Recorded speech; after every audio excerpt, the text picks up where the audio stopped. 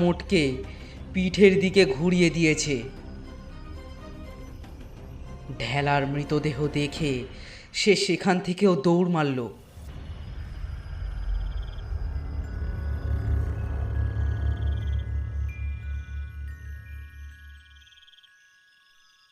দৌড়তে দৌড়তে সে গিয়ে পৌঁছল চন্দনগড় গ্রামে। গ্রামে ঢুকে সে চেঁচিয়ে সবাইকে ডাকতে লাগলো, বাঁচাও, বাঁচাও, কে কোথায় আছো? আমাকে বাঁচাও, বাঁচাও। দুজন লোক হাতে আগুন নিয়ে এসে তার সামনে উপস্থিত হলো। তারপর তাদের মধ্যে একজন বলল, কি হলো? কে হে তুমি?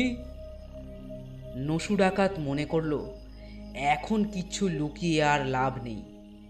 তাই সে নিজের আসল পরিচয় দিল এবং তার সাথে ঘটে যাওয়া সব ঘটনা সেই দুজনকে বলে দিল।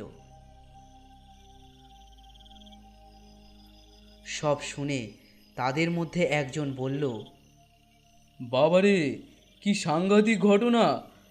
কিন্তু এখন এখানে দাঁড়িয়ে থাকা যাবে না তো। তাড়াতাড়ি আমাদের বাড়ি চলো, কাল সকালে সব কথা বলবো।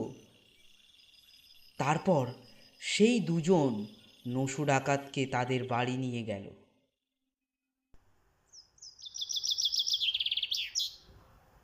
আগের রাতে